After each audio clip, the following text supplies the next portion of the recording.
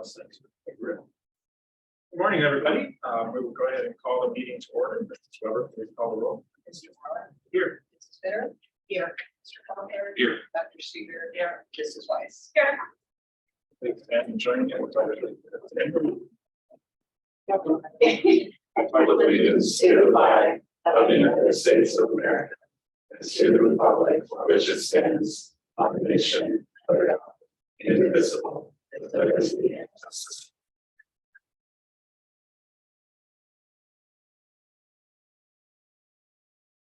As we start this morning, I would like to go over our mission and vision.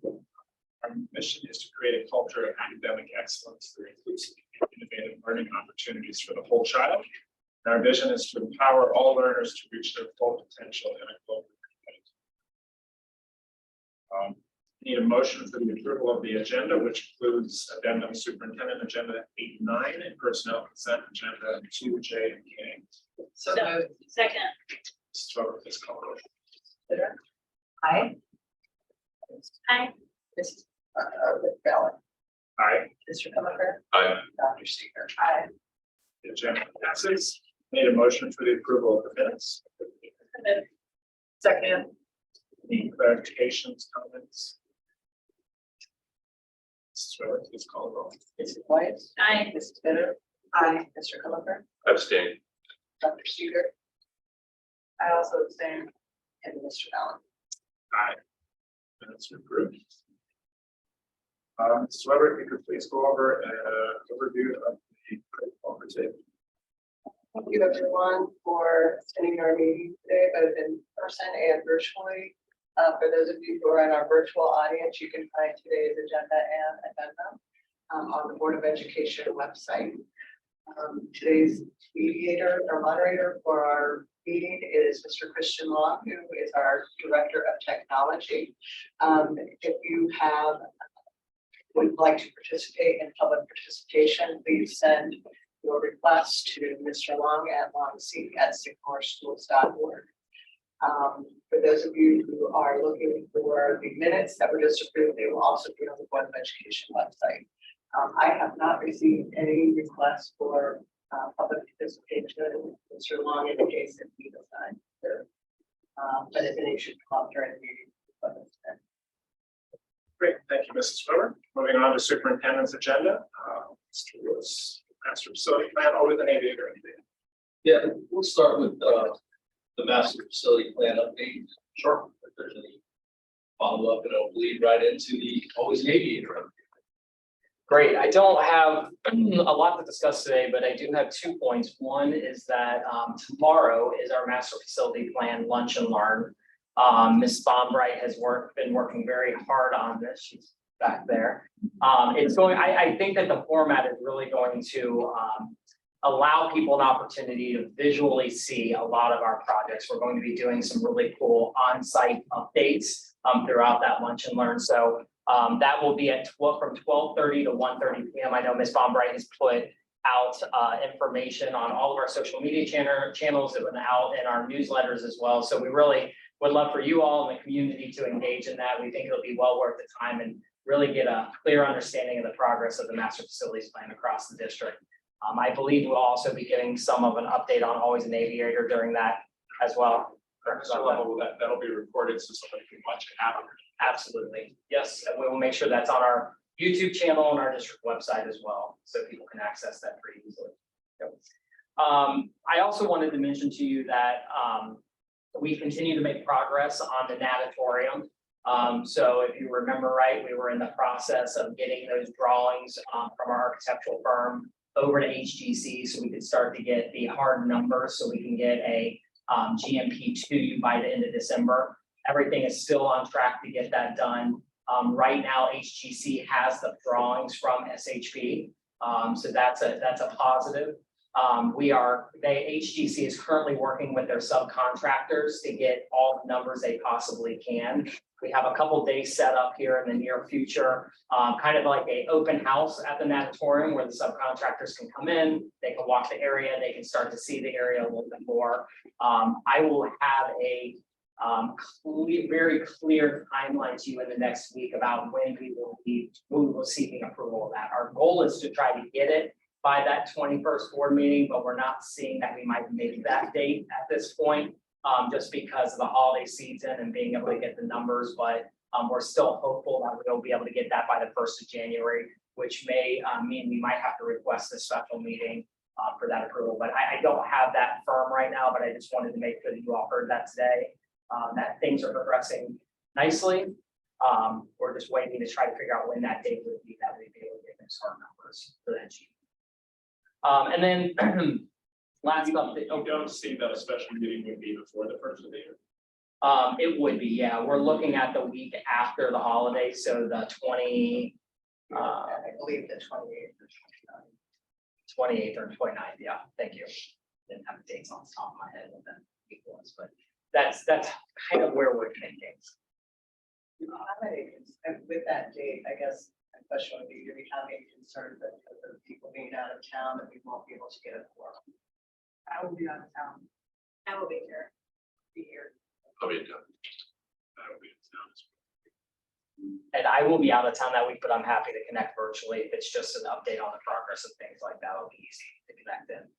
But I wish I had a firm date right now for you. It's just, we're trying to get as many subcontractors in that we possibly can at this moment, before that week before Christmas, because that's when it seems to be people taking off for the holidays. And then just the last update for you, I guess it's an update, but we had a phenomenal open house at EH Green. A lot of folks were able to attend that.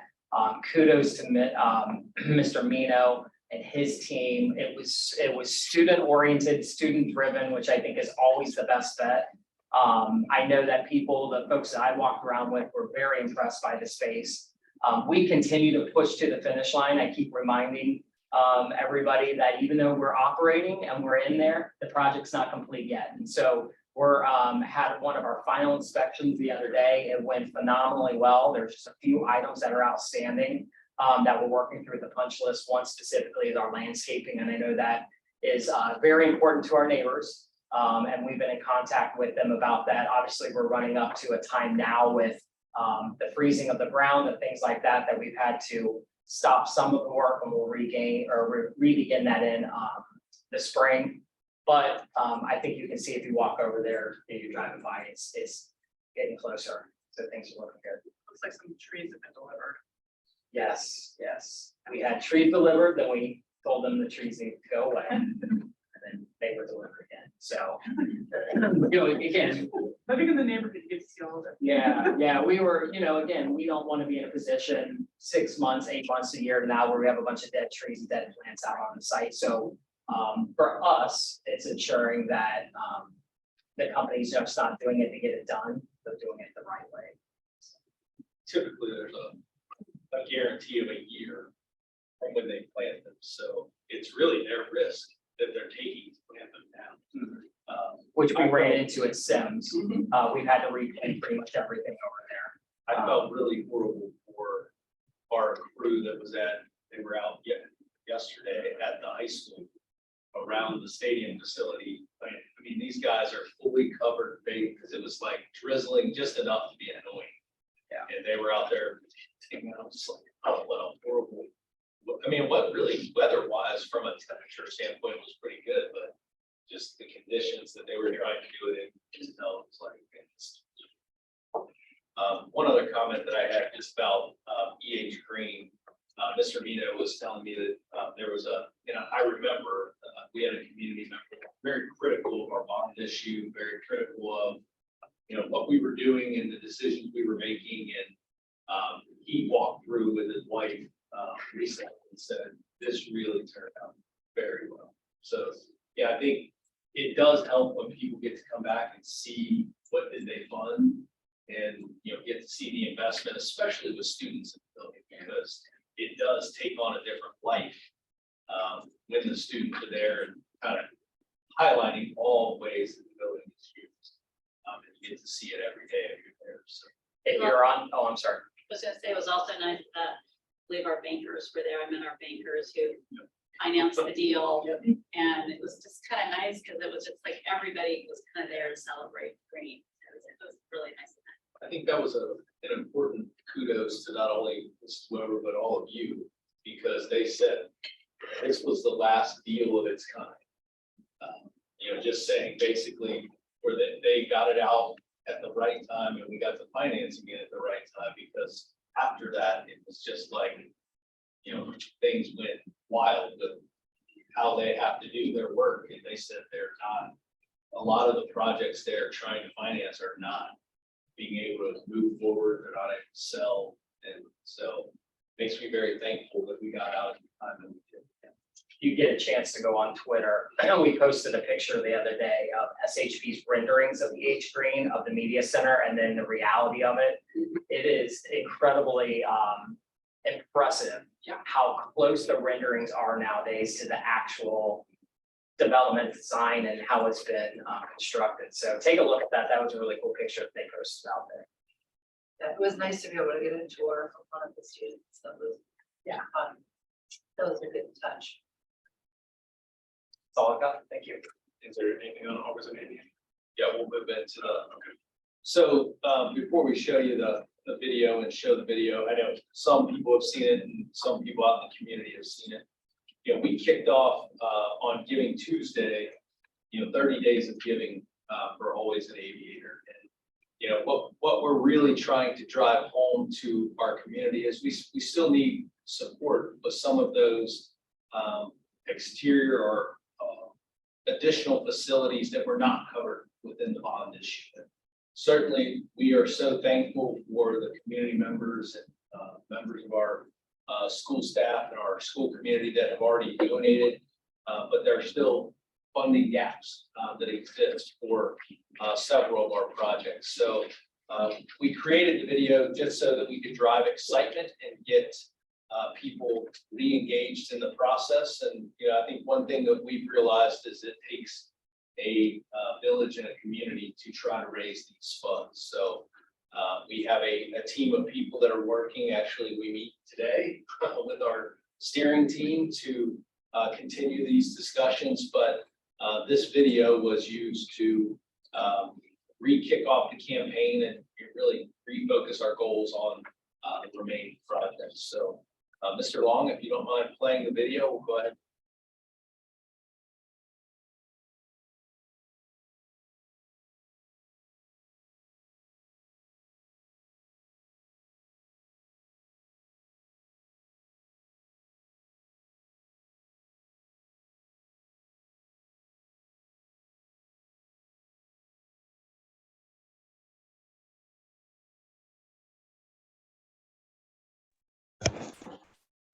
There's no sound for us that are virtual.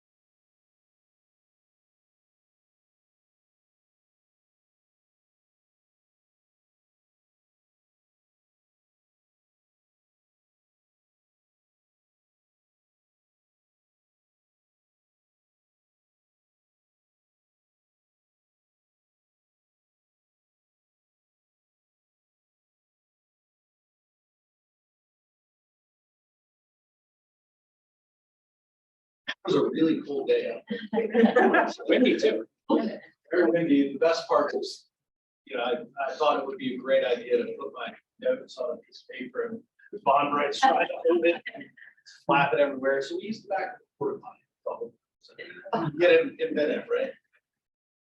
But so when we look at our Always an Aviator projects that still need to be funded, we have an estimated cost of around $3 million for phase 2. of the stadium, and that includes the home and visitor field houses, some restrooms and concessions on the visitor side, team rooms, locker rooms, those kind of things that would help with that facility. As of when we put this out, there was zero additional dollars that had been raised towards that 3 million. So obviously that's still an aggressive gap. We would, ideally, would it be great to finish that before the end of the year? Yes, that would be awesome to have those donations come in. The Dan Hankey baseball and the softball facility, we're estimating around $2 million. And then you can see we have about 310,000 in private funding and pledges that have been made at this point towards that project. And then probably the one that's closest to the finish line, the Seeger Family Natatorium, estimated cost of 10.1 million, with the additional funding from our bond issue and district funds, as well as our private funding from Mr. Seeger and others. We're very close to getting across that goal line. And I know that Mr. Seeger and Ms. Serta are actively fundraising and working hard, as the other groups are as well. But I just got an alert yesterday that they had another lane sponsor, which is a $10,000 donation to the Seeger Family Natatorium. So I know we are out there actively working. In my mind, fundraising is an art, and we're learning and figuring out that part. But the people that are on our team are out there having conversations and really excited, and you can tell that they're passionate about these projects. They're the right people to lead these projects. So, and Dr. James is obviously providing great guidance to us as our leader of our and our chairperson. So. More updates to come. We will certainly be keeping you up to date with the amount of funding that has come in. I would say week one was a little slower than we would have liked. I would say we had around $5,000 in donations come in through obviously the under 5 account, and then we just got notified of the $10,000 lane sponsorship. So I think that's pretty good in week one. But yes, what I'd like to got flood of donations. Yeah, but it does take some time to get the communication out there and get people realizing how we can get more donations. Just an example, we got communication back from people that said, you really need to think about how can you match. Some of the companies offer a match to a donation. How does that happen? So we're digging into those pieces and trying to get that completed here. But I appreciate all the support, the information that has been shared from the board to us. Really, several of you either in your high schools or other campaigns have seen this type of campaign work. So we'll brainstorm some additional ideas with our fundraising campaign fundraising team. Excuse me, today, and we'll make sure that we continue on this path to reach these goals. Happy to answer any questions you might have before we move on. We thought about having students write thank you notes, whether it be softball, baseball players, or swimmers, water polo.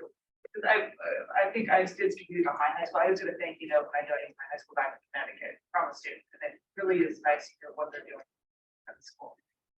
It's gonna be- I like that. I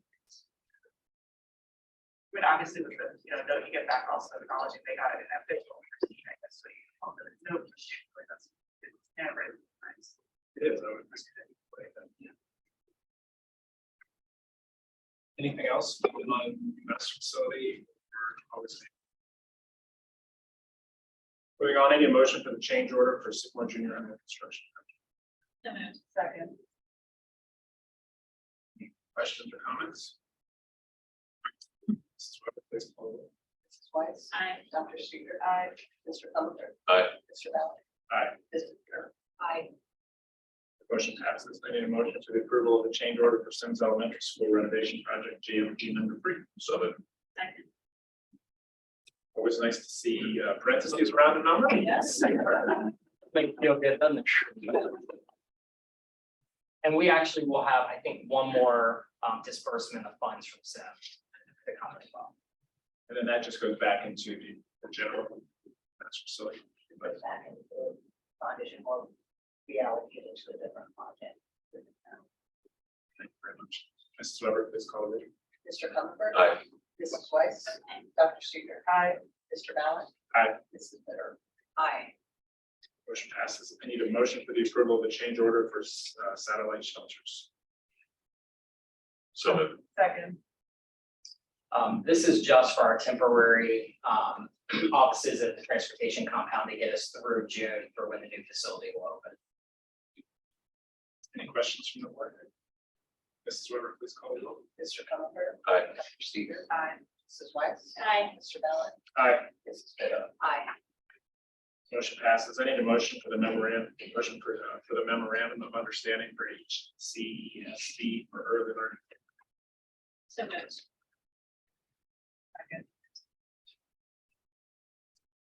Yeah, I had a question on this. I saw in the contract that for the staffing, we're limiting seating to 32 students. Is that what we need? Were we limited? Is that, are some students not being served that need to be served, or was that all? No, that's what they have the capacity to provide, given the preschool requirements. With spacing, so many square foot for children, and the 2 sections that we have for Head Start. So that was, I mean, that wasn't a reduction of seats we've had in the No. past. Okay. No. Thank you very much. Question two. But Jack, actually just maybe, so do all the kids who need Head Start, are they able to get it based off of this, or we're not sure? I don't believe there's a wait list right now. So we're able to, in the past, we've had 2 sections and haven't been, or 2 classrooms and haven't been able to fill them. So we have been able to fill the 1 section. Then my question is, so this is for this school year. Have we, so I was a little bit confused, have we already started the program? I mean, is it already, this is a memorandum of understanding, which is taking place now in December, but has it already been taken, have they already been providing services? Yes. Okay, then we're just signing. And this was a delay on Hamilton County ESC's part. I see, but they've been doing it for the school year, it's just now we're, This is their requirement. I was just, that's fine, I just want to make sure because the dates, all that. Okay, great, thank you. Mrs. Weber, please call the roll. Mrs. Weiss. Aye. Dr. Seeger. Aye. Mr. Mallon. Aye. Mrs. Bitter. Aye. Mr. Comer. Aye.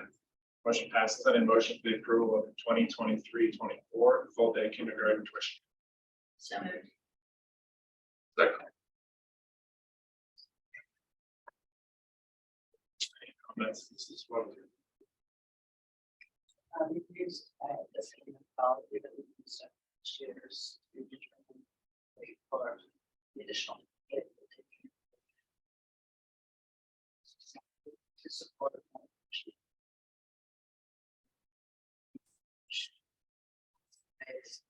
Tuition pays to issue. Students.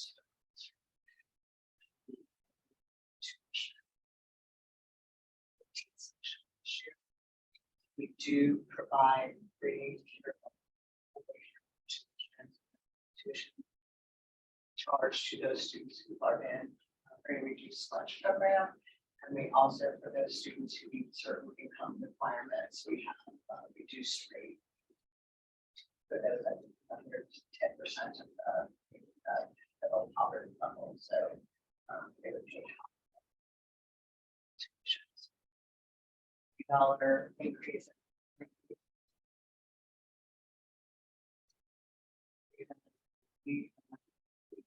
Registration and a lot of the processes.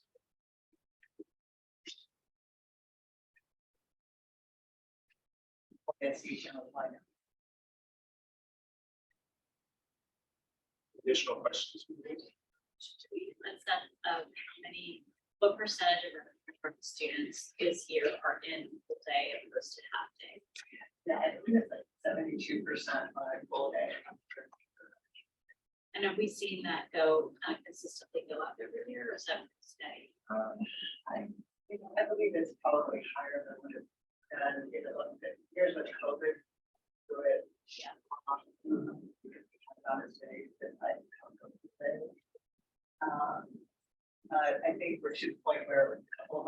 times we have only one section of half-day kindergarten. Instead of continuing to see many more people taking advantage of the day option. But they'll have a good number in half-day in the parish. What are the educational, I guess, trends, or I know that I remember reading articles about how the Department of Education or would want to see more full day kindergarten. Are there any like requirements or for the future that we as districts are seeing that we need to have offer full day for students? Is that a trend, or is that something that I learned about years ago and that it's not necessarily recently? Is it considered play, or is there? Yeah, it is. So it's recommended but that you still have that parent choice piece that comes into play that we want to make sure that we are honoring. But yeah, so the stance, if you will, from an educational perspective is that all day kindergarten from an academic perspective, is going to provide students just with more opportunities, but not every student needs full day either based on whatever else is going on in their home and their parent choices. So that's why we offer both options for folks, but those kids still end up doing, kids that take half day as opposed to kids that take full day. Still, once they get to kindergarten, we're meeting the needs of all learners, no matter where they are. And so the trajectory is still fine for either option. I guess what I was just trying to get at is it becoming sort of like kindergarten is sort of the new first grade, right? Like I wouldn't is say that, yeah. Good question, no, sir. Let me tell you too, I think the challenge that the Department of Ed would. It's a lot of. The space to be able to, to go from full day to all half day to all full day. We've got a lot of districts around us still that because of facility constraints don't even offer anything. Do we still have wait lists, or do any parent that wants full day able to receive? Gladly. Okay. And then with some of the people who get waitlisted, are they going elsewhere for kindergarten and returning for first grade? Are you seeing that trend happening? I can't speak to that. Okay. Do you need anything from us regarding kindergarten besides this? I mean, is this it? I mean, is this what you feel like this is really the only way that we can support it? I mean, if it is the thing that's positive for students to make sure that they get full day kindergarten, should they want it, I hope that they would always come to us as support because we would want to see our students success. Mrs. Fleur, please call the roll. Mrs. Weiss. Aye. Mr. Comer. Aye. Mrs. Bitter. Aye. Dr. Seeger. Aye. And Mr. Allen. Aye, motion passes. Mr. Lewis, calendar recommendation. Now, I will get out of the way of my esteemed colleague, Ms. Hall, because she and her associate, Ms. Jackson, do a great job of really taking, and it's so much fun to, I kind of like the process of looking at calendars, and you start with a number of options and you really hone it into a couple of what we would consider viable options. And I appreciate Mrs. Wegner and her collaborative nature because she solicits feedback from numerous places. She meets with our union leaders to go over these calendars just to make sure, because one of the things we've realized is you can miss things just and everything runs together when you're looking at calendars. So I will let Mrs. Wagner give you the highlights of the 24-25 draft calendar options. 24-25, all right, that'd be crazy. So thank you, Mr. Lewis. So so I spent some time with Ms. Grace, the SEA president, talking about the different options, getting feedback from her. And so now we're coming to you and also to the community to, again, just to collect feedback. So both of these calendars clearly are just in draft form, but I thought it might be helpful just to give you some highlights of what's similar and what's different. So some things that we have learned over the past few years is that those transition days at the very beginning of the year are really, really valuable, not only for our students, but also for our staff. It allows us to be really intentional about setting kids up for success in the business of doing school, if you will, so that we can better hit the ground running from an instructional perspective. So we kept those in on both calendars. Both calendars have a mid-August start. we're very excited that we don't have the constraints of construction. So the goal is to try to get back to a sense of normalcy pre-construction and also pre-pandemic. And so you'll see that reflected in both of these options. We've been able to disperse our professional learning days throughout the year, which we know is a better learning practice for our teachers as well, as opposed to bookending them. We just, construction is what it is. And so we had some other options we could have made. So we're trying to get back to that model, and those professional learning days are the same for both calendars that we've proposed. The end day for students is the same as well. We have 2 weeks at winter break, which is a standard request from our staff. Our union leadership was very excited to see that back in, and then also spring break of 1 week. So those are the high level similarities, if you will. The main difference, to be quite honest with you, is a day for a fall break in October or not.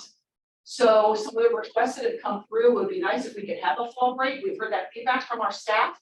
So we folded that into a day in October that butts up to our professional learning day. So it also gives families a little bit of a 4-day weekend, if you will, for their break. The last day for teachers, if there is a fall break, is May 28th. Students will have 176 days. Teachers always have 185 days per our contract. And then the other option number 2, there is no fall break. And so that means that the last day for teachers is May 27th, and our student days are 177. Just for some historical perspective, in the past, starting in 1920, we had 176 student days. 2021, also 176, 21-22, also 176 this year, 175 because of construction. So in terms of the student days, we're right in there where we typically are. So we want to make sure that we honored those instructional days for our students as well and maximize that. So those are kind of the high level overviews. We're happy to hear feedback from the board or. I have a question. Yes, ma'am. I'm just looking at option 1. Yeah. On the date of 8/15, is talking on the left side about transition day students.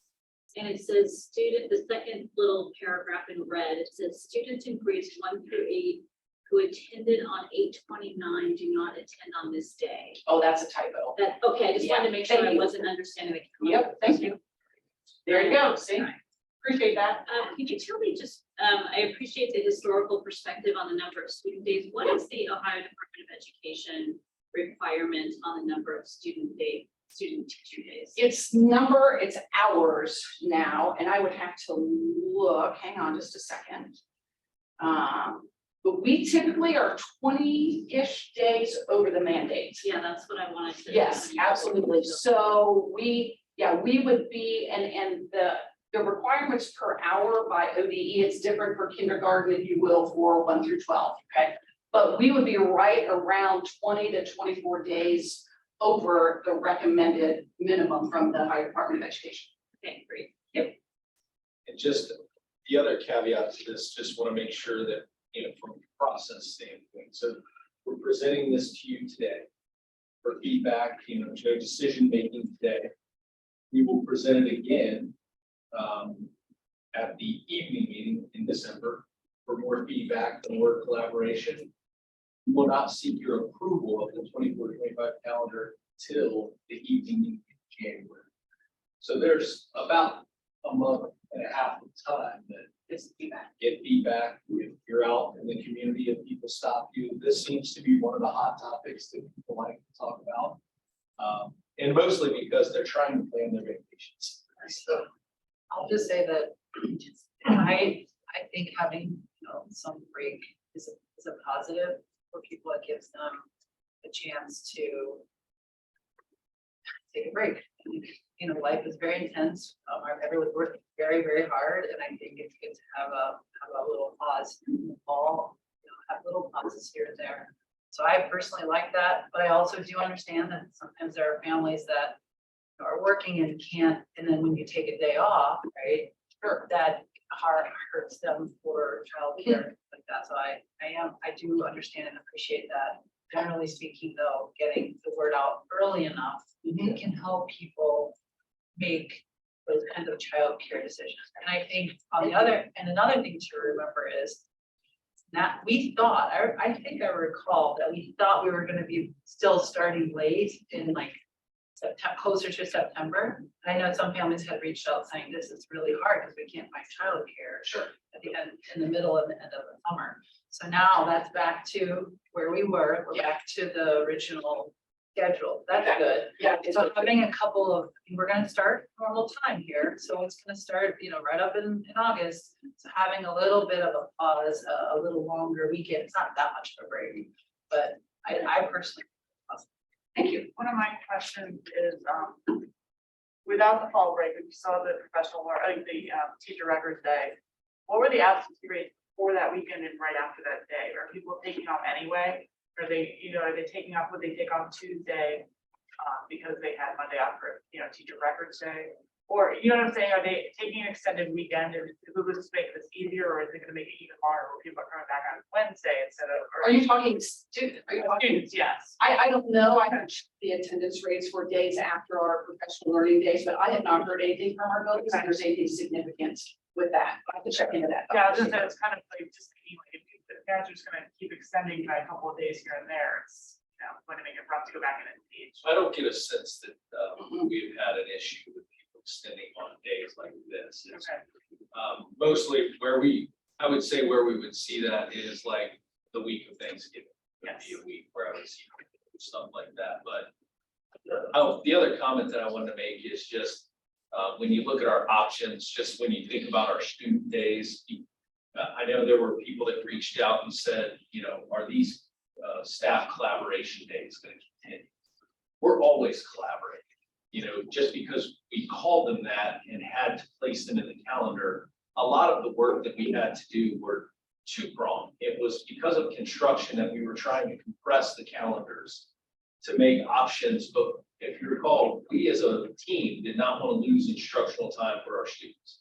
And we really pressed that with our calendar. So we knew we couldn't officially put them in our student day count, but they were days that students were continuing instruction. So these two options restore us back to equal or even a little additional instructional time for students. So I think that's a critical importance for our community. We are reimagining and rethinking about our staff professional development days. We used to have these big PD days where, either bringing in speakers or doing, and we might still do some of those things, but we're also thinking about how do we give those collaborative moments, because it's so valuable and because we've seen so much good come out of those collaboration opportunities. Do we turn our professional learning days into collaboration days that are spread apart at different parts in the school year? So if you look on the calendar, I believe one of our professional learning days is September and the other one's in April.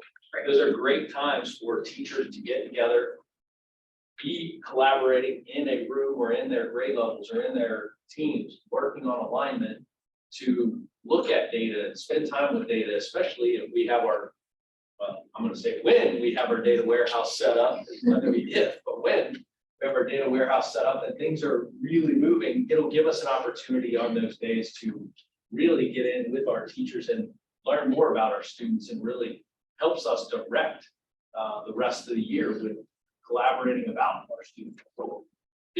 I want that picture to be painted because I think Mrs. Bitter made that point of there are people that reached out that it was hard for them.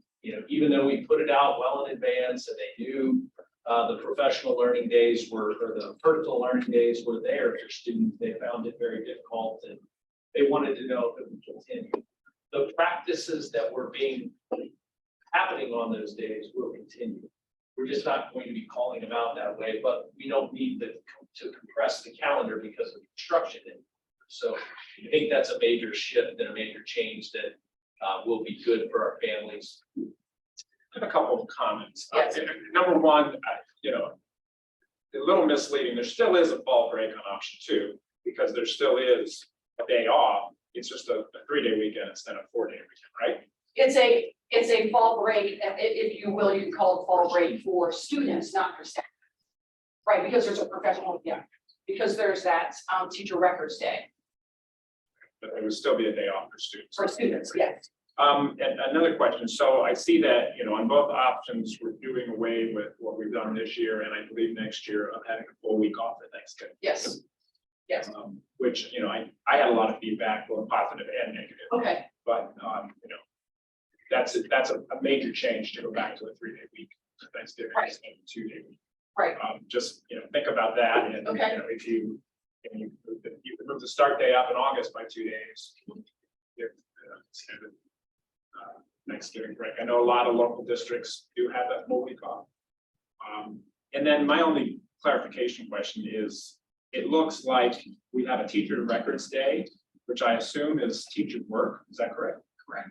On Memorial Day? I didn't look at my calendar, but I'm assuming May 26th is Memorial Day. No, I think the work days. the work day is the 27th. But the 26th says teacher record day. Oh, that is different. No, sorry, it's a different color pink. So it doesn't have the lines around it. That's We'll change it from, we'll get with, various things and. change it out. I apologize. Yeah, and feedback on the Thanksgiving, Thanksgiving. for the Thanksgiving, one of the concerns that I heard was, but, which, again, this could go both ways, right, but, some students are working, getting way too much work in those 2 days. Some people felt it was manageable, but having a break, not having it be a study at home day or work Correct. at home day, Yeah. like letting it go ahead and be Be a break. great. Gotcha. I think you're gonna do it as well. Yeah, I would Do it. agree. I think that Yes, this year it was considered a. Yeah. But I do agree, if you're gonna get a break, Give a break. If you're gonna do it, this is not a fantasy area. I think having breaks Gotcha. lets people Yeah. be more productive during the time Mhm. when they're working. People, human beings need a break. And all people, not just students, teachers, do. So do districts, office staff, administrators, obviously, so. I have one more quick question about that fall break date. If you have the Monday as the teacher records day, could you possibly move it to Tuesday so teachers can have a 3-day weekend and then have a Tuesday week their day back? They don't have a split break if you go with option 1. In option 1, the teacher records day is on the 15th. Okay. So they would have the Monday off and then they would come back, but students would not come back on that Tuesday. Sorry. That's fine. It's again, it's the black box. Yes, exactly. We're gonna change it.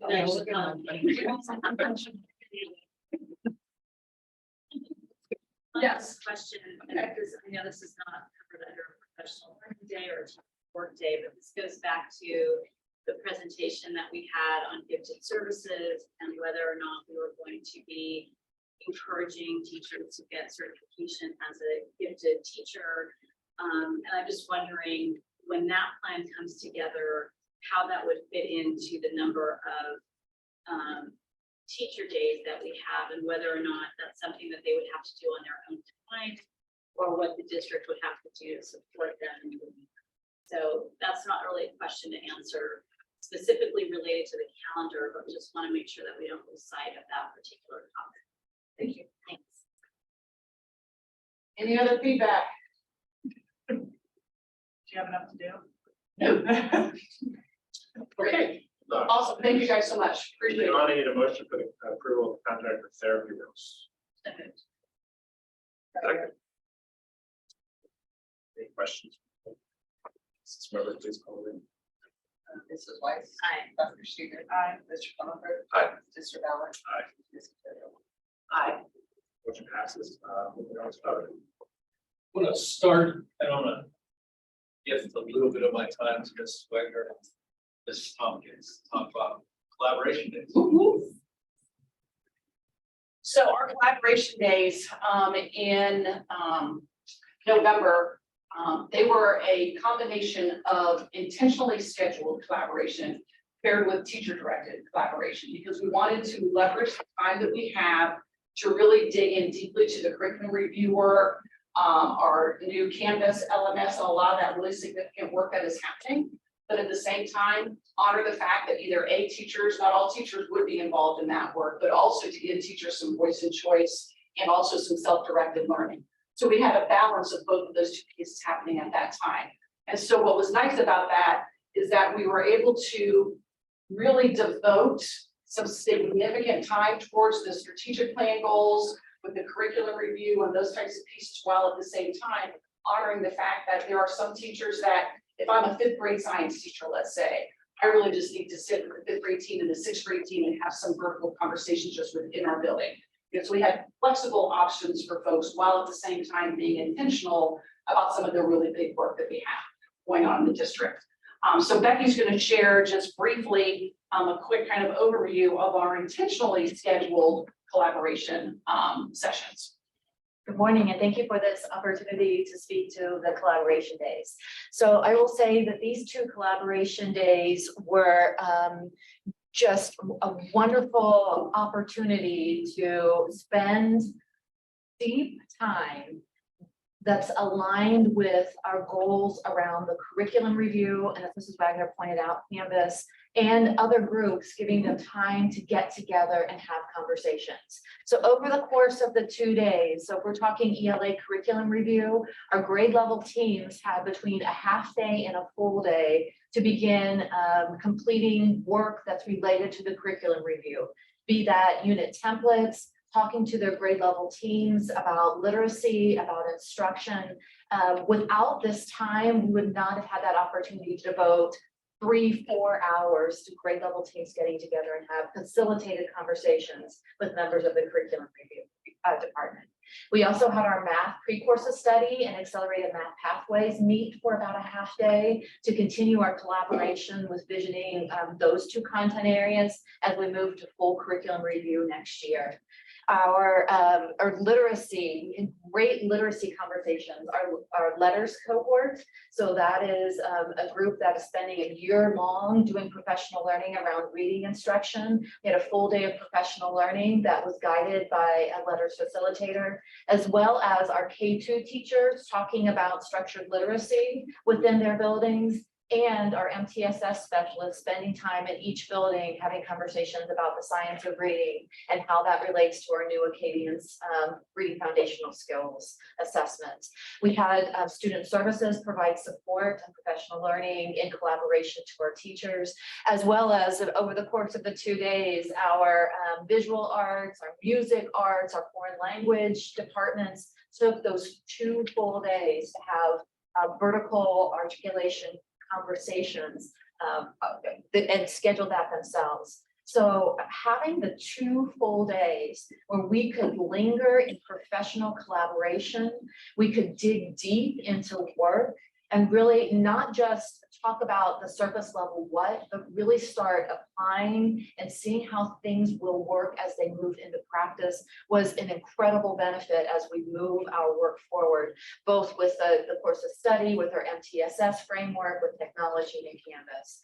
But these were truly a blessing of time for all of the work that we have in front of us and as we move forward. So with that, Yes. it sounds wonderful. It was. I'm just going back to our conversation Yes. with calendar. Is that intentionally put on a calendar for 24-25 to have 2 full back-to-back days? Not back to back, but because we couldn't have our professional learning days spread out like we normally do, we had to compact them this year because of the construction. So having one in September and then another one in April will still give us the opportunity to do that deep work that we need to do. And we've had those days before, and we've added 2 additional days. But I think now that we're starting to see a better value and use of the days, the way we're structuring them, I think we believe we will come to you if we feel like we needed more. But right now, I think we feel with the days that we have before school, we actually have days at the end of the school year, and then the 2 embedded in the year.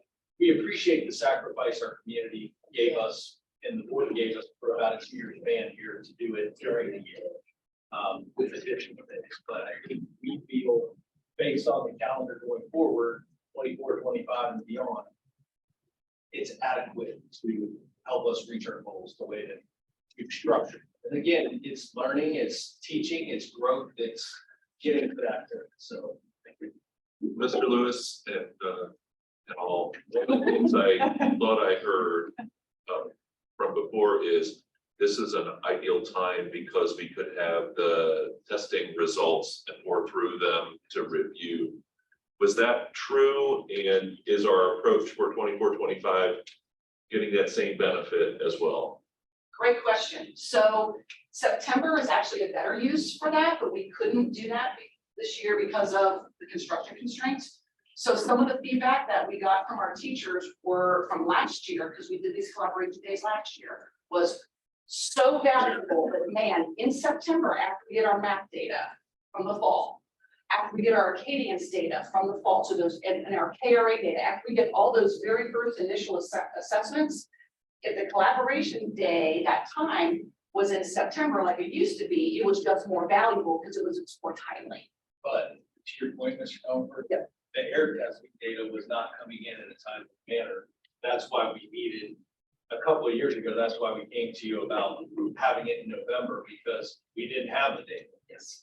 Now the data is actually getting to us in a timely manner, which is, we're very thankful that ODE changed their processes to get us the data in a timely manner. Because getting data in October or November about your students is a gap.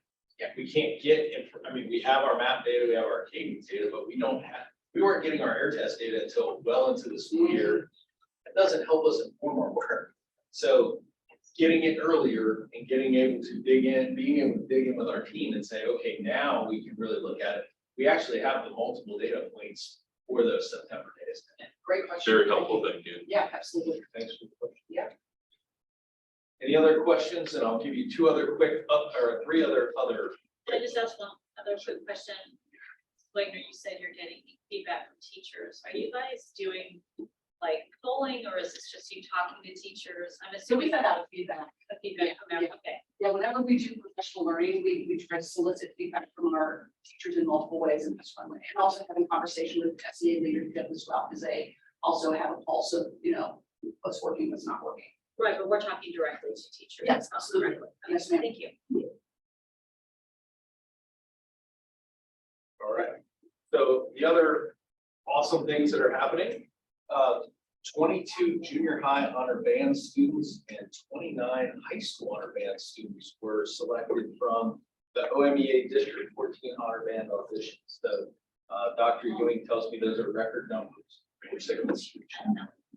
Our select ensemble I guess it's hard to say select ensemble, we're selected to participate in an opportunity at CCM. I know Mrs. Weber, I saw Dr. Davis there. I went as well to see them perform, and what a beautiful venue, and just to hear our students sing and perform with other students and other performers. It was a great opportunity, and they'll have another opportunity at Music Hall, be performing with the Cincinnati Pops this weekend. So, or this week, I think there's multiple opportunities. So, and then a last minute opportunity that came forward. Mrs. Wagner and I went to see the Escher String Quartet perform there in town. They performed in our high school for some of our students, and our students got to ask questions. And these are nationally renowned musicians On a world tour. on a world tour. They came here. Exciting. So Dr. Santangelo was excited and just beaming. Yeah. And really, whoever I'm not sure the director's name, but he was with them. He came over and said, this is just such a great opportunity. So kudos to Dr. Santangelo and our music department for being so recognized that a nationally renowned quartet wants to stop here. And then the last thing just to mention are thank you to our operations team for continuing to pursue grants. They were notified that and I think it was kind of a late notification of some money we've already been notified about, but they were able to secure 110,000, a little over 110,000 from the OFCC, Ohio Department of Education, for security improvements. So again, I appreciate all of our team members continuing to look at other funding mechanisms to offset some costs of things that we know. So that's all I have. Thank you. I have a quick question for you. I sent you an email, you already know this. How are we doing with absentee students and faculty these days? With everything on the rise? I have not received any concern from buildings. I did share with Mr. Ballot. I had 1 week where I monitored because I was hearing, I'll say, some rumors, and the attendance declined the whole week that I watched. So I typically don't review attendance unless a building principal or someone shares a concern. And I was surprised because usually, you know, the attendance on Mondays and Fridays are worse than the middle of the week, and it just declined entirely. So, but Attendance decline or absentee rate. absentee rate declined from Monday all the way, which is encouraging, because usually it's not. And also, as on that subject, it might not be the teacher that's ill, it could be a child or a family member too, right? Sure. I mean, it may not be that the employee is sick, it could be that their child. I was watching staffing. Oh, okay. So I mean, what I mean is, if you were asking about that, that would be hard to be able to know, like, if it was their kid that was sick versus now, I mean, because it's tough. Because that's the graph, how we're holding up and weathering the storm is all fall and winter. I mean, would I like to see less absenteeism for our students and staff? Sure, but I don't think it's reached any kind of critical mass that I would be concerned. Thank you. Thank you. Okay, moving on to our treasurer's agenda. Need a motion for the resolution requesting authorization to file a modified tax budget for 23-24 fiscal year. So moved. The following two resolutions are an annual request from the county auditor to get permission from the board to file a modified tax budget back as opposed to the revised code.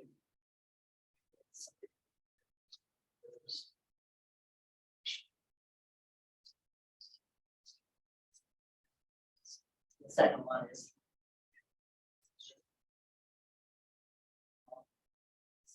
assistant treasurer training class for frequent collection or advances, payment of taxes to the district as they're received. As residents and companies don't pay those taxes, so we don't have to wait until the final settlement, which will happen on April. So this allows us to hold those things. Any questions on the board? Mr. Ballard. Aye. Mrs. Miller. Motion passes. I need a motion for the resolution requesting the county auditor to make advance payments of taxes to the Bureau of Ohio revised. 321. Second. Mrs. Lover, please call it. Mrs. Weiss. Aye. Mr. Conger. Aye. Mr. Ballard. Mrs. Bitter. Dr. Studer. Aye. Motion passes. Moving on to our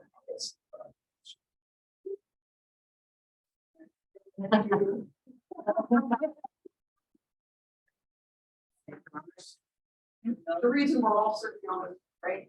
You know, I will tell you that while all of the discussion at our last meeting took some time, it was late, it was extremely helpful for Ms. to help us. Because she was able to go back and relive the meeting along with with me. So it was helpful in the work that she did to make revisions to the policies that we looked at last meeting. And just for your information, if we go into the second draft, I believe as of yesterday, she has tried to make revisions based on that discussion when she felt it was appropriate. And you can see the revisions draft too, so she didn't just put them in as clean copy. She did try to help it as well. So that's something in the next couple of weeks to go back and look at D, F, I, J, and G. And it should be outlined within each. We'll go back and look at it. And then the I was just completed yesterday. The idea then would be based on today's conversation that she would go in and do A, B, C, E, K, and L. Correct. She will do that in the same manner. She and I have time plan tomorrow to go back through that, and I would anticipate she'll use some of the same methodology that we discussed. Them. She can go back and listen to the meeting and get a sense that there's anything that I couldn't quite get for the sense of what the board was looking for. And then we as a board will review all those sections, the changes to all those sections in the next couple weeks. And we will be voting on approval of the policy meeting. That's the plan. I would say that if we have a lot, and based on the notes that I received, there may be enough changes that what we may want to do is have everything updated for the 21st, have one more shot at discussion and approve it at our organizational panel. I think that might be a better way to make sure that everything is. Yeah, I do agree with that. The thing that I think would be helpful, at least to me, is if we could get a document of the policies that are changed, so that we don't have to go back and look through every single policy and hunt down the revisions that were made.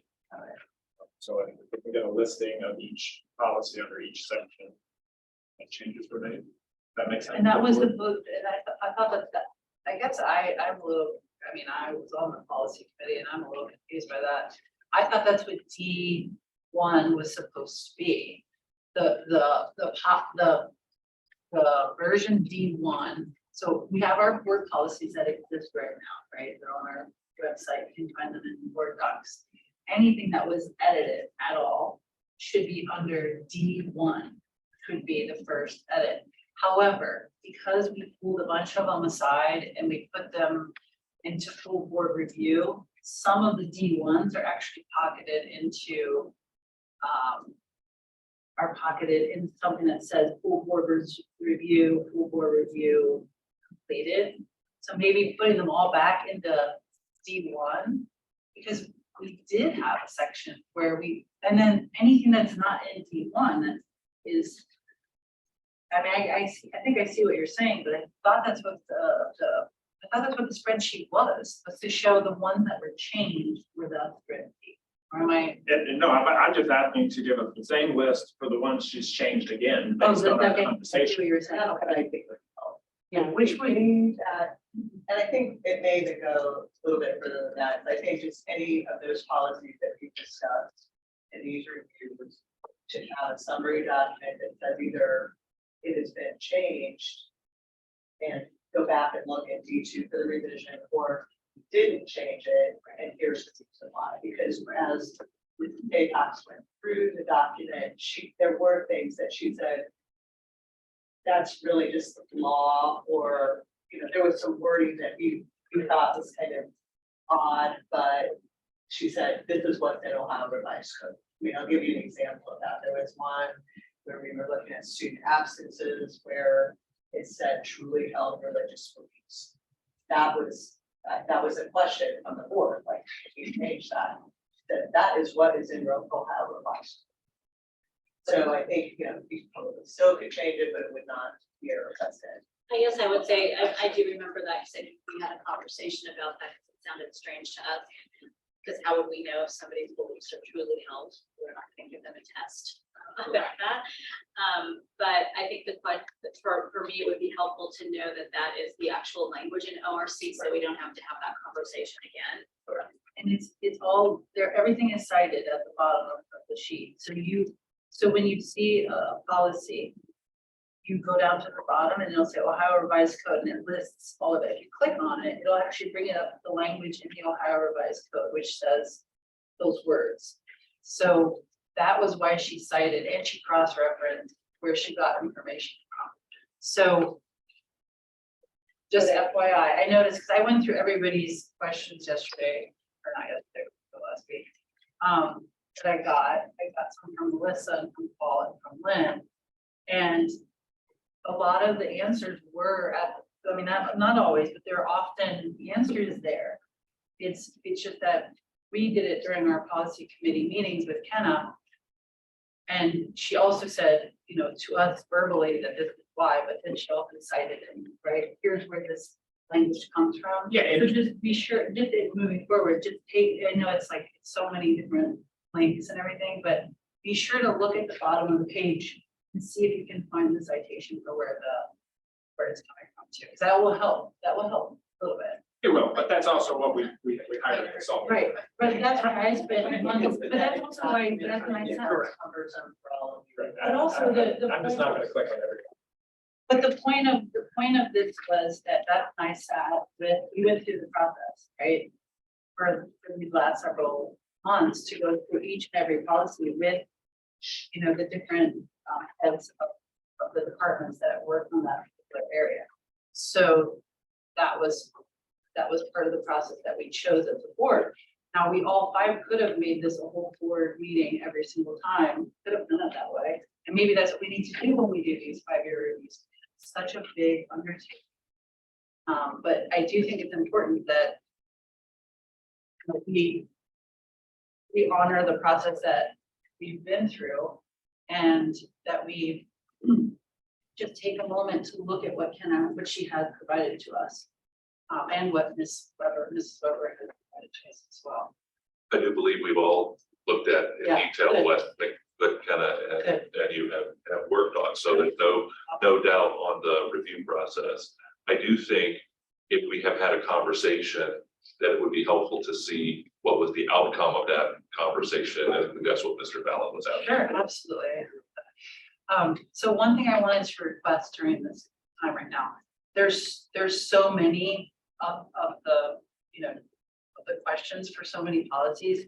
We just make sure that we do this slowly, that when we list a policy, so let's say, you know, policy AC or ACAA, we just make sure everybody has a moment to get to that policy so that we can all be on the same page, because it's easy for one person to go through their list because they know which policies they're talking about. But I think it's important that every board member has a chance to like be there too, because it's so important, right? The words are so important. That's what I would request, especially for me, because I don't want to get caught off guard and not know where, you know, what's being discussed. Because one person might want to make a change, but maybe not everybody wants that change.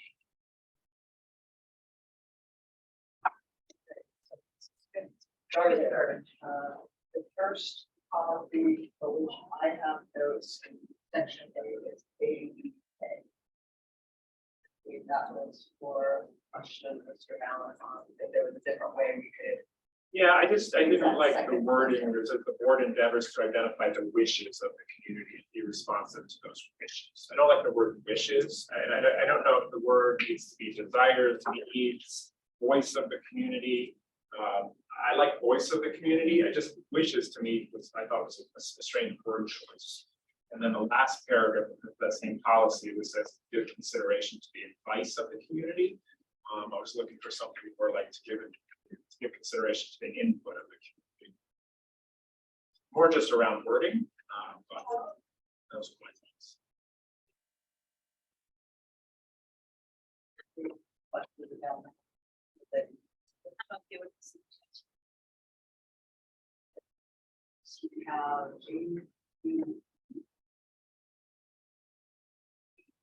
Sorry, Is that like, I'm sorry? ADV. Okay. Mr. Allen, Didn't see that. It was not on the sheet, I just went through every policy, but it goes back to, it says all employees have the opportunity to bring their ideas and or concerns to the board through the recognized administrative channels. When we talk about recognized district channels, just looking for a little more clarity, you know, we do talk about the chain of command that's outlined in other policies. So for again, a word choice of recognized district channels more to follow what the policy is in the chain of command that we outline in other sections. I'm a huge fan of the word chain of command, but I understand what you're saying. There's another way to phrase that. I'm open for suggestions on phrasing. How would you phrase it, Mr. Lewis? You would be That's one that's, yeah, chain. It's hard to rephrase chain of command. That's, I don't know if I have a good suggestion of it.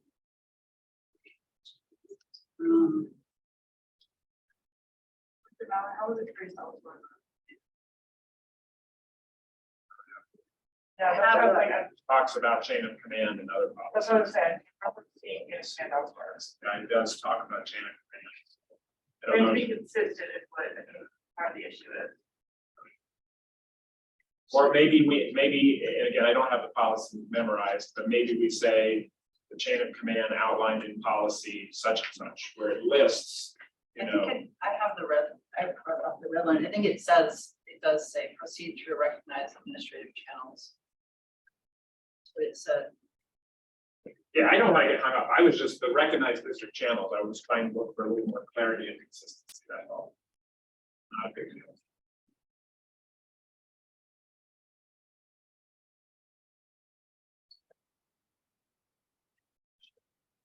I think if we can make the connection to where that would kind of, you know, Yeah, and I think it's, if I'm looking here, I think it's board policy, it's under section G on personnel, but maybe. I just to give you the reality of the situation, when I make that suggestion to Jenna, she'll know which policy. Correct. I think it's section GBB, which is staff decision and staff involvement in decision making. But I don't have an issue with issue with that.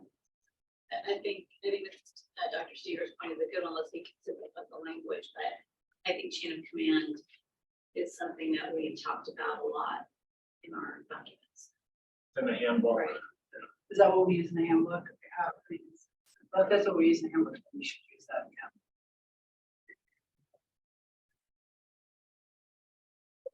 One that I have to talk about and like the AC non-discrimination. Yeah, I just question, do we change policy every time we change people in positions? Do we, just really a question of, do we have to list the people's name in the policy? We do.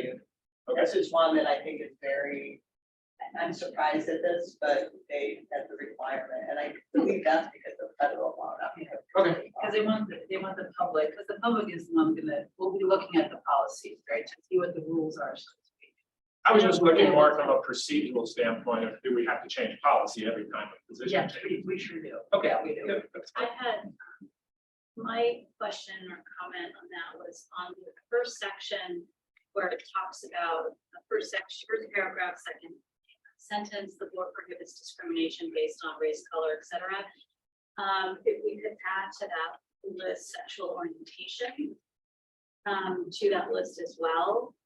And then the other question I had was related to the new Title IX suggestions that are now currently at the state school board, and whether or not that's going to impact anything that we do in this policy.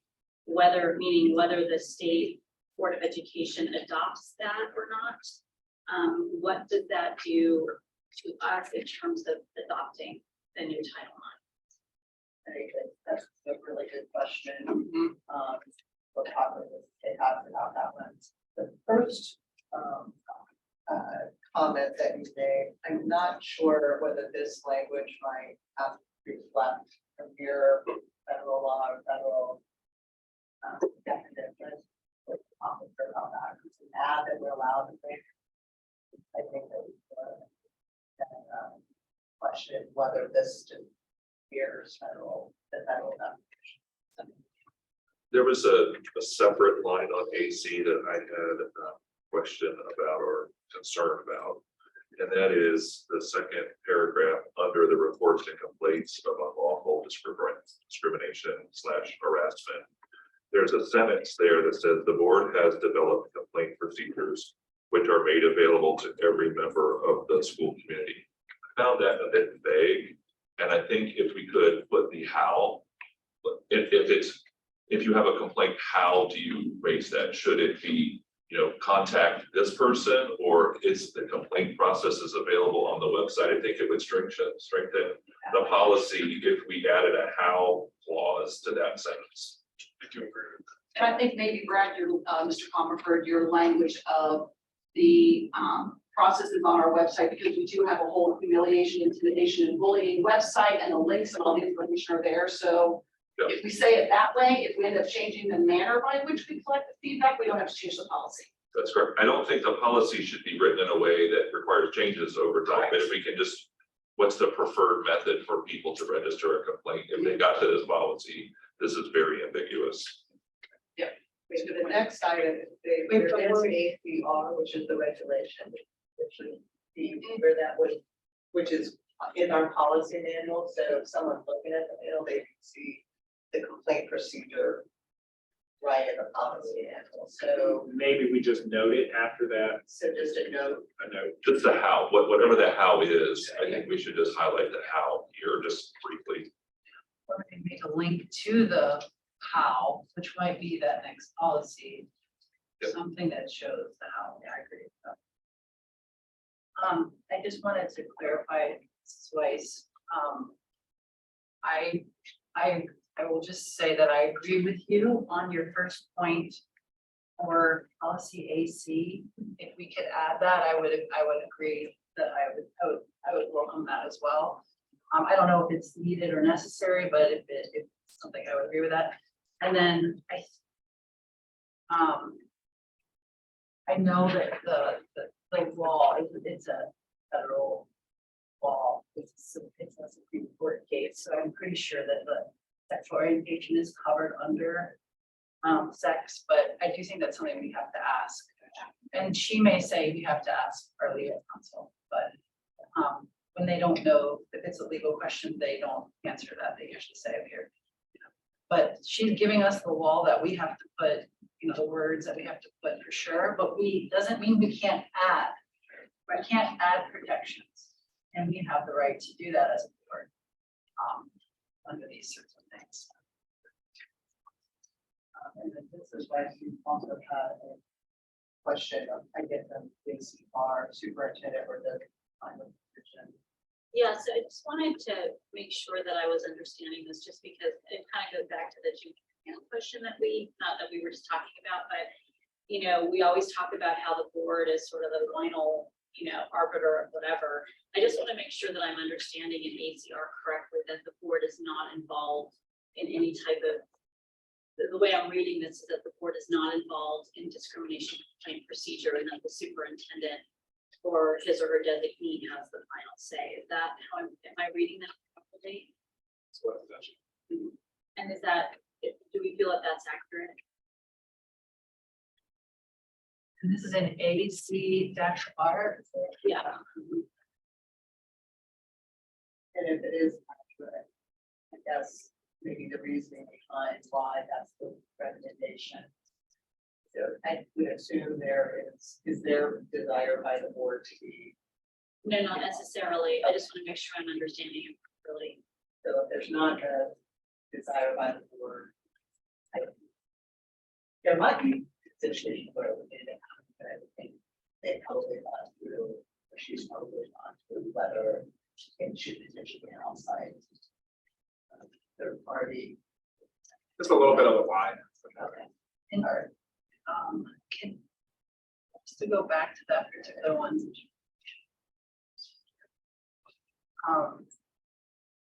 Does it say that the superintendent has the final? Does it say that word on that particular one? Yes, the superintendent or designee's decision will be final. And where is that? That's under appeal. Thank you. Got it. Yeah, that's right. I mean, the board always has the right to, we always have the ability to make a decision at a final time. We always, even if it says that, technically we can make a decision otherwise, but I think that's a good question to point out. Or can I just ask if if that somehow makes that harder, or I think that in thinking about these two policies, I know that there was new guidance system in the last couple of years, that was a much more prescribed way of working through these issues. So I don't know if it's based on, if the superintendent doesn't it, or it should be, or there's any kind of what does our current policy say on that? Is it the same, or is that the change? It's the same. I think just ask why and come back to us. Put that in the notes on. All right. ACAA, the question about do we have to name that? Yes, I think that one is the way it is. AT, comments by both Mrs. Weiss and Mr. Allen. But this one's on the philosophy of education, and it refers back to a policy committee of the board. that I'm unaware of. which is what we found. It's what, we, as it's not really it's not really a true board committee, but it's what we agree to do a review of our policy. It's actually under Ohio Revised Code that we must review our policies to make sure that they are in line with the law. And so we as a board created this, like that, me being representative and going in and meeting with the policy team, so to speak. Pretty sure that's what that's referring. But that's not what this said. I mean, this doesn't talk about policy in my mind. It talks about philosophy of education, which to me are completely different. If this is specifically referring to that we need to review our policy manual, I think it needs to say that. To me, philosophy of education goes back to mission and vision and curriculum and how we're going to educate our kids. So that I'm a little confused on this. But that's what we're doing right now. That's what policy is. So. But the committee is not, to my. I think what I wrote on this one, I think kind of on the same vein, Mr. Fallon, is I wasn't aware that we have a policy committee, more that we have a committee that's sort of an ad hoc meeting every, we have a board representative who's kind of, attached to policy, but we don't have a formal committee. So if we can do that, but then in terms of what you're saying, Mr. Fallon, of the development of philosophy of education, I don't know that that plays with even an ad hoc philosophy committee. I think that's a little bit different. As a proposal on how to perhaps move forward, could say periodically the board and the superintendent evaluate the philosophy of education. Just strike the policy committee Yeah. of the. So we can take that out. I think that's a good. Because really what it's saying is to the public that we are doing our job by law. We are legally complying with what we need to do. And we are looking to make sure that it's current. That's ultimately what. I like Mr. Comerford's suggestion.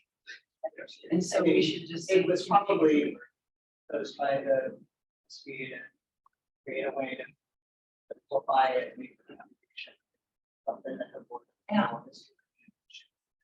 And I did, by the way, and I saw your comments, I did go through and read those Ohio Revised Codes, and I don't remember them verbatim, but I do feel like there's some verbiage in there that almost says a board must or shall create a advisory, committee. We gotta that- be careful because to me, when it says board committee, that that includes Sunshine open laws, minutes, right, it includes. right.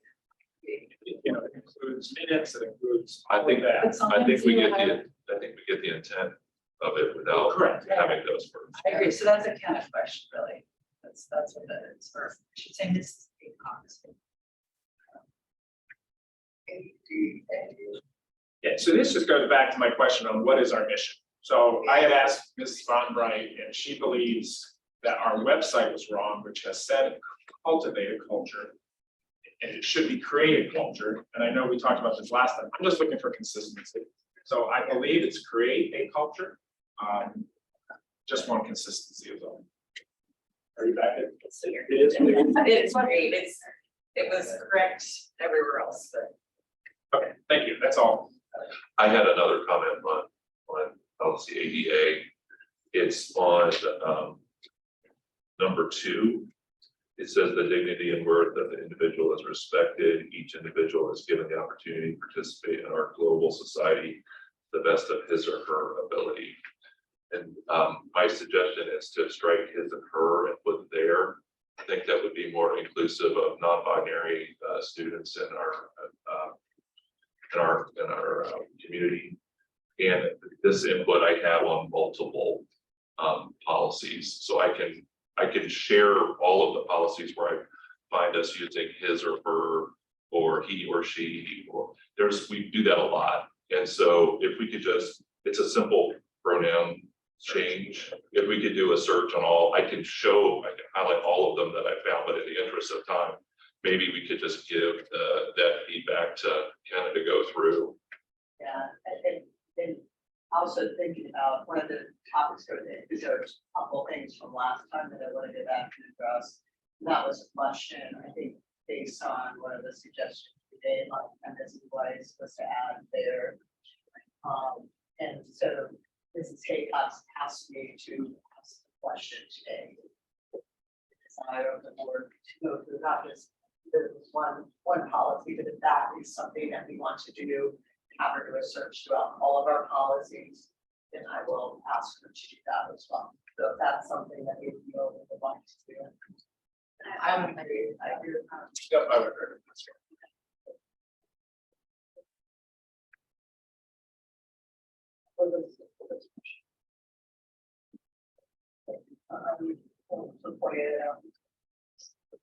Okay. AE. This was mine again. Let's see here. It says. The second line towards the end was the right. Purpose of the plan is to assure the district. Somewhere here it says.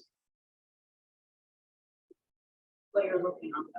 Third sentence, the purpose of the plan is to ensure the district operates as a successful teacher and learning organization.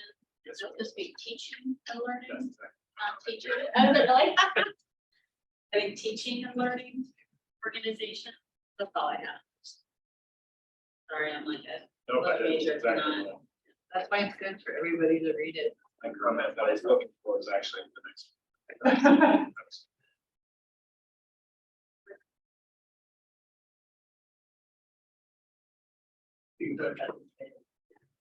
Excellent.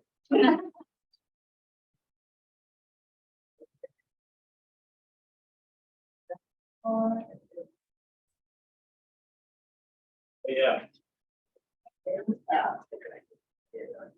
So I think the AF was not on the summary document. We don't need to do any changes recommended.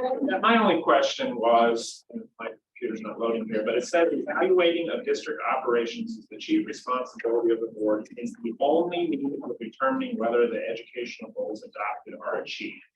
I don't know that that is the only means of whether or not we ever needed for education. Say it's one way. Primary instead of only. Well, I mean, they listed below that, here, Paul, if you can value check, you see it now. Yeah. Below that, it says that the evaluation program may include and it has curriculum. Were you just thinking that it's like district operations or what was it? It's an evaluation of the district operation. You know, the only means of whether meeting the education goals. It's a lot of ways to be educational. Yeah, again, it's just. It's saying it's to see whether, to determine if they're achieved. It's not the only way to achieve them, it's just figure out if it is, they are being achieved, is what it's saying, but right, is it the only way? How do you determine whether educational goals are adopted and being achieved? I would think it would be through evaluation, but are there other ways? I don't know, because as I look at that list below, where it says the evaluation program may include, it's like, you're not gonna assess an educational goal based on the building and equipment, I mean, right? How would you actually assess that? That has, So it's getting in the way if you think of operations, you think about what's happening in kind of the business side of the operation of it. Beyond that part of it. And it talks about lower.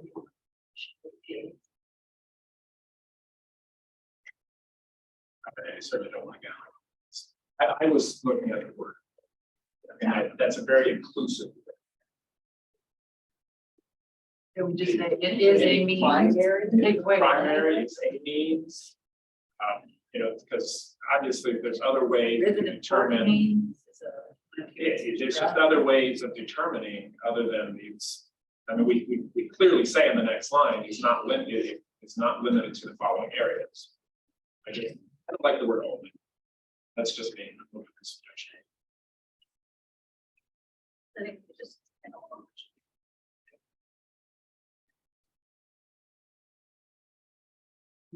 That is necessary way. Choose another. One file day of it. You can drop them off.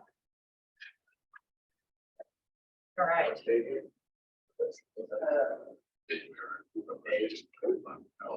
Oh, thanks. I was AFC one. That's next on the list. Yeah, I think it's. So I just have a time question. We need to go into executive session and talk to Dave and then come back out. How much more time do we need? Bring Amy, we have six weapons.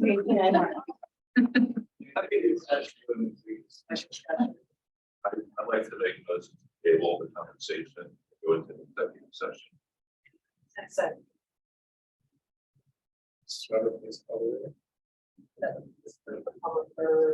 If this page is left, maybe it's okay. Let me get this.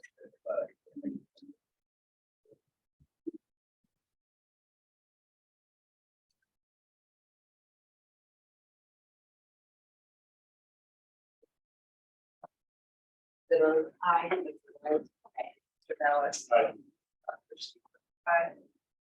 Passes. So I now need a motion to go into executive session for ORC 121.221.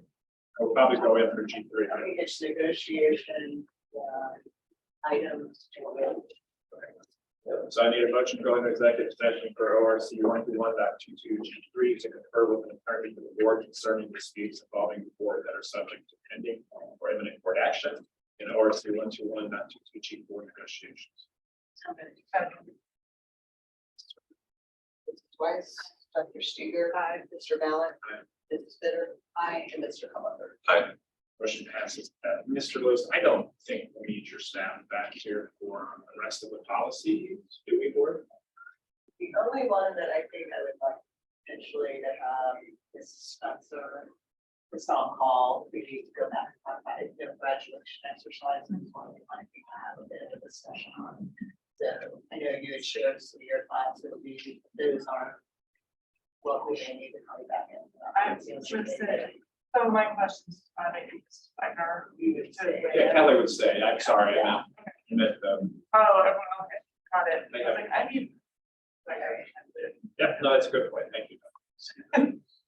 Okay, so we will go into executive session.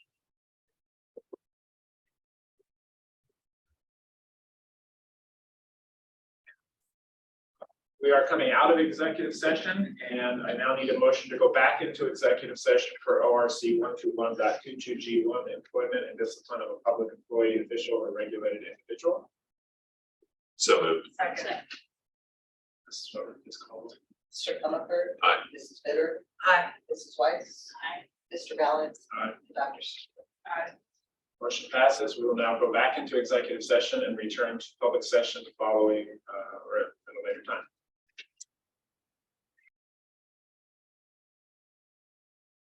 Okay, thank you, everyone. We are now coming out of executive session. The board has decided to table the rest of the policy discussion to our next meeting.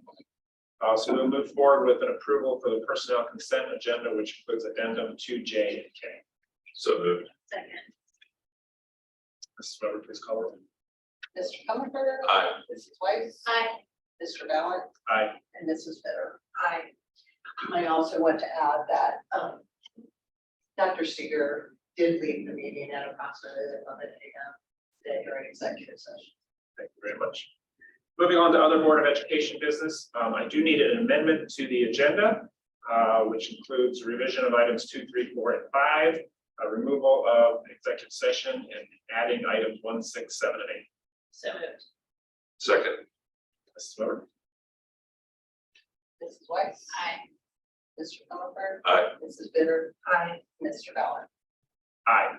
The amendment is approved.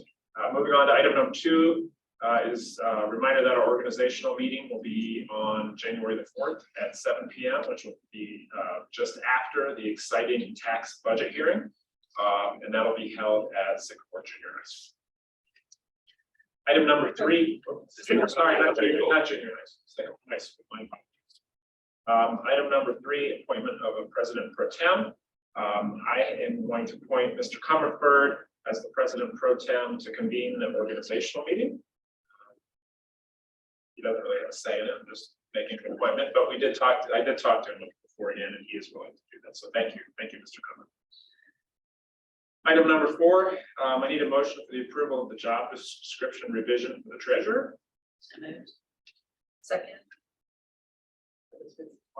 Yes. I appreciate the work of Mrs. Weber and Dr. Davis on the job description. I think that the new job description more accurately reflects the main duties of the treasurer, significantly updates some of the wording and terminology, as well as just gives it an overall clean look, really bringing in the essential duties and responsibilities of the treasurer as well. So thank you for all the work on that. Any questions or comments from the board? Mrs. Weber, please call the roll. Mrs. Weiss. Aye. Mrs. Bitter. Aye. Mr. Comer. Aye. And Mr. Fallon. Aye, the job description is approved. Moving on, I need a motion for the settlement agreement with Sycamore Education Association. So moved. Second. Mrs. Weber, please call the roll. Mrs. Bitter. Aye. Mr. Comer. Aye. Mrs. White. Aye. Mr. Fallon. Aye, the settlement is approved. I need a motion for the approval of the settlement agreement, release and waiver. So moved. Second. Mrs. Weber, please call the roll. Mrs. Bitter. Aye. Mr. Comer. Aye. Mrs. Weiss. Aye. Mr. Fallon. Aye, motion passes. I need a motion for the appointment of a Board of Education designee for expulsion hearings. So moved. Second. Mrs. Weber, please call the roll. Mrs. Weiss. Aye. Mrs. Bitter. Aye. Mr. Fallon. Aye. And Mr. Comer. Aye. Motion passes. We will adjourn the meeting and I appreciate everybody's time. Thank you very much.